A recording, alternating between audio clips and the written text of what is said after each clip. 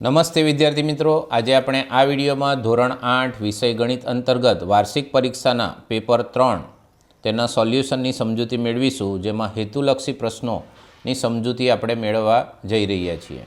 સૌપ્રથમ પહેલો પ્રશ્ન કે જેમાં યોગ્ય વિકલ્પ પસંદ કરીને આપણે જવાબ લખવાના છે। તો પહેલો સવાલ, લંબઘનના પાયાનું ક્ષેત્રફળ આપેલ છે 20 સેમીનો વર્ગ। લંબઘનના પાયાનું ક્ષેત્રફળ છે 20 સેમીનો વર્ગ અને ઊંચાઈ છે 3 સેમી ને શોધવાનું છે લંબઘનનું ઘનફળ।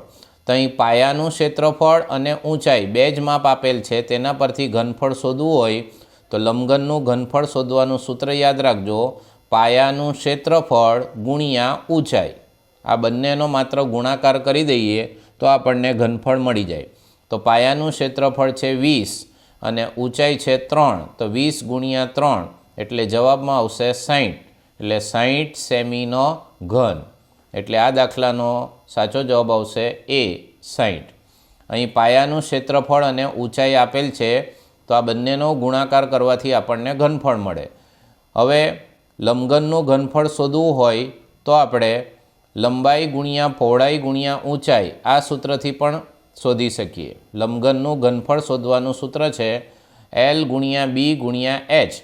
તેમાં અહીં લંબાઈ પહોળાઈ અને ઊંચાઈની આપણને અલગ અલગ કિંમત આપી નથી, પરંતુ આપણે જાણીએ કે L ગુણ્યા B એ ક્ષેત્રફળનું સૂત્ર છે। તો આની સંપૂર્ણ કિંમત તમને આપી દીધી છે 20 અને ઊંચાઈની કિંમત અલગથી આપેલી છે 3, એટલે 20 ગુણ્યા 3 કરીએ એટલે આપણને જવાબમાં મળે છે 60। એટલે આ દાખલાનો જવાબ આવશે 60 સેમીનો ઘન। બીજો સવાલ, એક નળાકારના પાયાની ત્રિજ્યા છે 7 સેમી। ત્રિજ્યા કે જેનો સંકેત છે R, એટલે Rની કિંમત આપેલ છે 7 સેમી। ઊંચાઈ છે 5 સેમી, ઊંચાઈની સંજ્ઞા છે H, એટલે Hની કિંમત છે 5 સેમી અને શોધવાનું છે વક્ર સપાટીનું ક્ષેત્રફળ। અહીં આકાર છે નળાકાર અને તેની વક્ર સપાટીનું ક્ષેત્રફળ શોધવાનું છે। તો નળાકારની વક્ર સપાટીનું ક્ષેત્રફળ શોધવાનું સૂત્ર એ યાદ રાખશો, એ સૂત્ર છે 2πRh। નળાકારની વક્ર સપાટીનું ક્ષેત્રફળ શોધવાનું સૂત્ર છે 2πRh। હવે એમાં આપણે જરૂરી કિંમત મૂકીશું, 2/તેમ। પાઈ એ ગ્રીક મૂળાક્ષર છે જેની કિંમત આવે છે 22/7 ગુણ્યા Rની કિંમત આપણી પાસે છે 7, R એટલે ત્રિજ્યા અને H એટલે ઊંચાઈ જેની કિંમત છે 5। હવે સાદુરૂપ આપીશું, અંશ અને છેદમાંથી 7 દૂર કરીશું, બાકી વધેલી સંખ્યાઓનો ગુણાકાર। તો 2 ગુણ્યા 22 અને ગુણ્યા 5, 2 ગુણ્યા 22 થશે 44 અને 44નો 5 સાથે ગુણાકાર કરીશું તો જવાબમાં મળશે 220।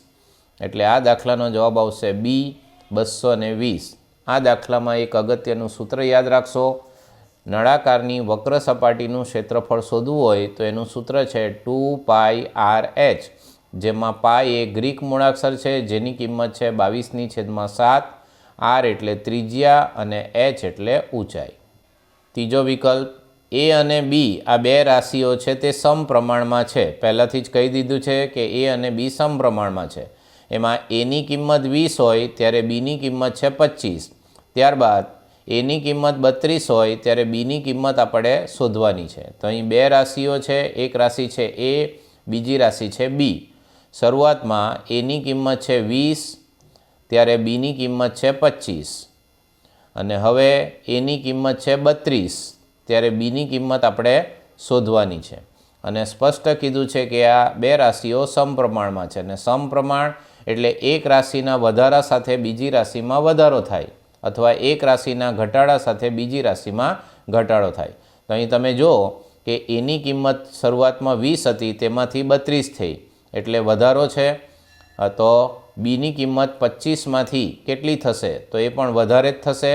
એનો અર્થ કે આ દાખલો સમપ્રમાણનો છે, તો આપણે સમપ્રમાણનું સાદુરૂપ કઈ રીતે આપીએ છીએ તો એની રીત તમને ખ્યાલ જ છે। એમાં આપણે ચોકડી ગુણાકાર કરીશું, જેમાં બે સંખ્યા સાથે આવે એને અંશમાં લેશું, એટલે 32 ગુણ્યા 25 તેનો ગુણાકાર અંશમાં લખીશું અને છેદમાં એક સિંગલ સંખ્યા તે છે 20 અને હવે અતિસંક્ષિપ્ત રૂપ સાદુરૂપ આપીશું। 20ના ભાગ પડે છે 5 ગુણ્યા 4, 25ના ભાગ પડે છે 5 ગુણ્યા 5, અંશ અને છેદમાંથી 5ને દૂર કરીશું। 32ના અવયવ 8 ચોક 32 એટલે 4 4 દૂર થશે. બાકી વધેલી બે સંખ્યાનો ગુણાકાર 8 ગુણ્યા 5, તો 8 ગુણ્યા 5 થશે 40. એટલે આ દાખલાનો જવાબ આવશે સી 40. સમપ્રમાણ હોય તો રાશિઓ એક સાથે વધે તો બીજી રાશિમાં પણ વધારો થાય. ચોથો વિકલ્પ, 10 પેન્સિલની કિંમત 30 રૂપિયા છે તો 15 પેન્સિલની કિંમત એ ખાલી જગ્યા પ્રમાણમાં છે. શરૂઆતમાં પેન્સિલ હતી 10 અને કિંમત છે 30.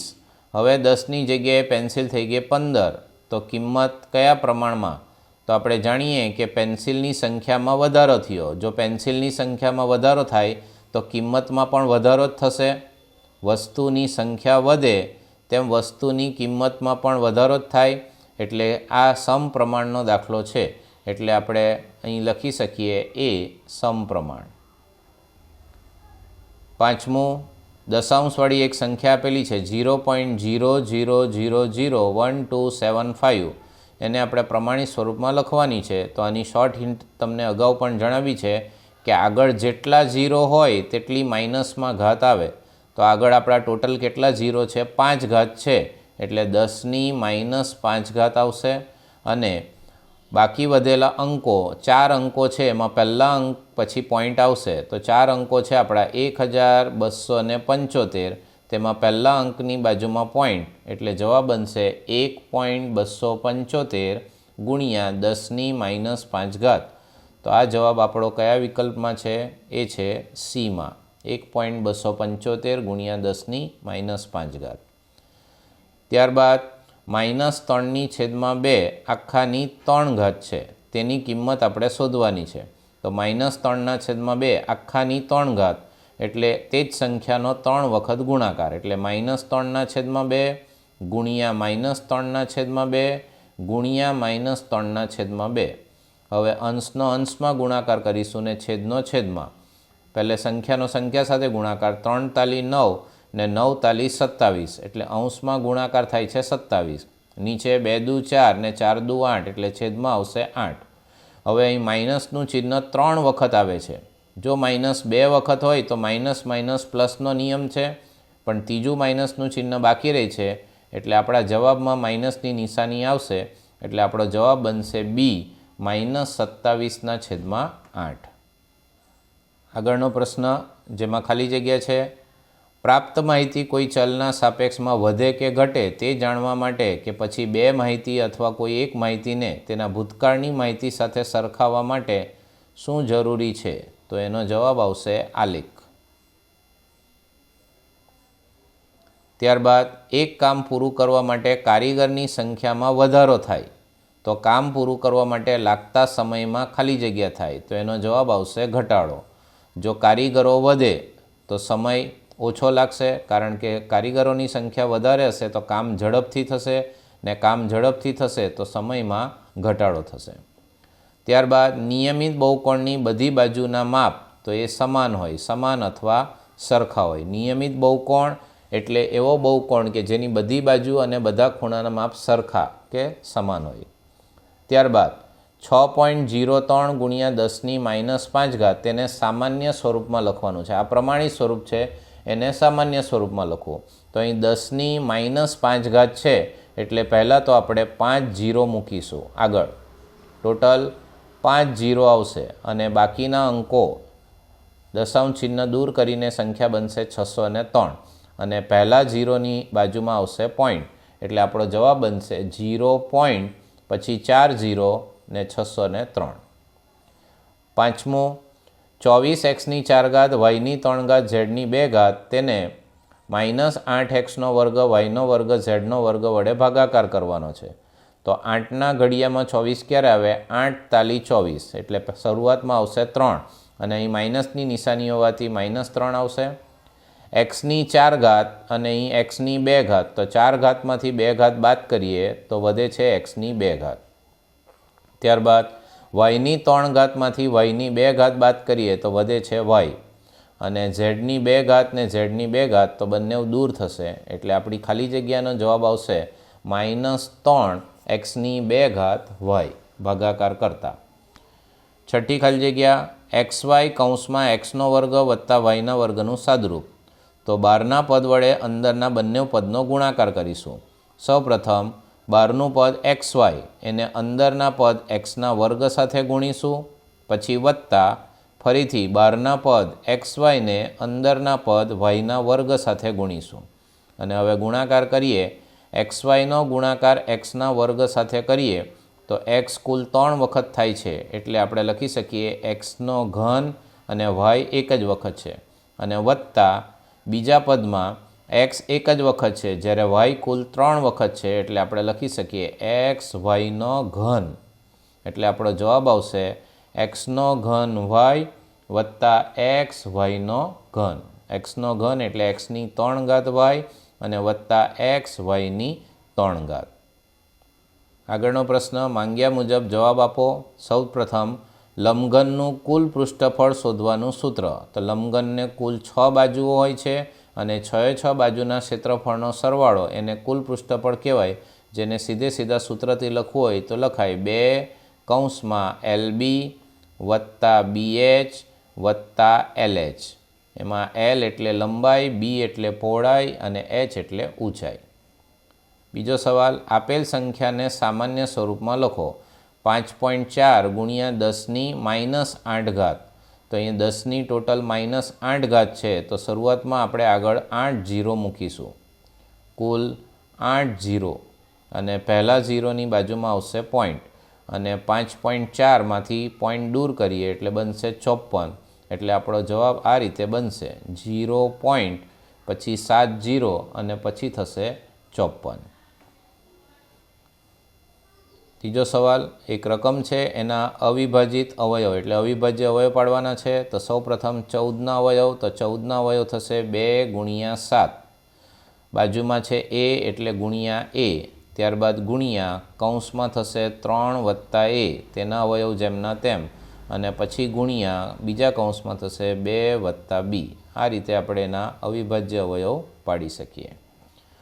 ત્યારબાદ 32ના અવયવ, તો 32ને કઈ સંખ્યા વડે ભાગ જાય તે એના અવયવ. સૌપ્રથમ 32ના અવયવમાં 1 આવશે, 32 એકુ 32. ત્યારબાદ 32ને 2 વડે ભાગી શકાય, 16 દુ 32 એટલે એનો બીજો અવયવ થશે 2. ત્યારબાદ 32ને 4 વડે પણ ભાગી શકાય, 4 અઠામ 32. ત્યારબાદ એને 8 વડે ભાગી શકાય, 8 ચોક 32. ત્યારબાદ એને 16 વડે ભાગી શકાય, 16 દુ 32. અને 32ને પોતે 32 વડે પણ ભાગી શકાય, 32 એકુ 32. તો 32ના અવયવ કયા થશે? તો 32ના અવયવ થશે 1, 2, 4, 8, 16 અને 32. આગળ વિધાનો ખરા છે કે ખોટા તે જણાવવાના છે. આલેખમાં ઊભી રેખાને y અક્ષ કહેવાય છે, તો આ વિધાન ખરું છે. ઊભી રેખાને y અક્ષ કહેવાય અને આડી રેખાને x અક્ષ કહેવાય. ત્યારબાદ 9p² ભાગ્યા 9p ની 3 ઘાત બરાબર 0. તો આ વિધાન ખોટું છે. 9p² એને આપણે ભાગાકાર કરવાનો છે 9p ની 3 ઘાત વડે. તો અંશ અને છેદમાંથી 9 દૂર થશે. આધાર સરખા તો ઘાતાંકોની બાદબાકી થશે. તો પીના માથા પર 2 છે અને પીના માથા પર 3 છે. અથવા ભાગ દૂર કરીએ તો પીની 2 ઘાતમાંથી અહીંયા પીની 2 ઘાત જશે, તો છેદમાં 1 પી વધશે. એટલે જવાબ 1/p આવે છે. માટે કહી શકીએ કે આ વિધાન ખોટું. ત્રીજું વિધાન, 4 સંખ્યા પ્રમાણમાં હોય તો પહેલી અને ચોથી તથા બીજી અને ત્રીજી સંખ્યા ગુણાકાર સરખા ન હોય, તો આ વિધાન ખોટું છે. સાચું વિધાન આવશે ગુણાકાર સરખા થાય. ત્યારબાદ ચોથું, 10ની -2 ઘાત બરાબર 1/10ની -2 ઘાત. તો આ વિધાન પણ ખોટું છે. 10ની -2 ઘાત હોય તો એનો વ્યસ્ત કરતાં એ ધન બને છે, એટલે 1/10ની 2 ઘાત થશે. આગળ હવે જોડકાઓની સમજૂતી મેળવીશું. 0.35 તેને ઘાત સ્વરૂપે શું લખી શકાય? તો 0.35 એટલે 3.5 ગુણ્યા 10ની ઘાતમાં લખવું હોય તો 1 દશાંશ ચિહ્ન પછી, પણ અહીંયા 3.5 આપેલ નથી, એટલે આપણો સાચો જવાબ આવશે C, 35 ગુણ્યા 10ની -2 ઘાત. ત્યારબાદ બીજી સંખ્યા, તેનો જવાબ તમે એક અંક પછી પોઈન્ટ મૂકીને પાછળના અંકોને ઘાત સ્વરૂપમાં લખો તો એનો જવાબ આવશે 3.5 ગુણ્યા 10ની 7 ઘાત. ત્યારબાદ ત્રીજું, 3,50,000 તેને આપણે ઘાત સ્વરૂપમાં શું લખી શકીએ? તો એ લખાશે 3.5 ગુણ્યા 10⁵ 3 અને 5ની વચ્ચે પોઈન્ટ મૂકતા પાછળ 5 અંકો વધે છે. અને છેલ્લું ચોથું તેનો જવાબ આવશે 3.5 ગુણ્યા 10⁸. આમ અહીં આપણે આ ભાગમાં ધોરણ 8 માટે વાર્ષિક પરીક્ષામાં પૂછાઈ શકે એવા પેપર 3ના હેતુલક્ષી પ્રશ્નોની સમજૂતી મેળવી. જરૂરથી આ ભાગનું વારંવાર પુનરાવર્તન કરજો, જેથી સારામાં સારા ગુણ તમે વાર્ષિક પરીક્ષામાં મેળવી શકો. Thank you.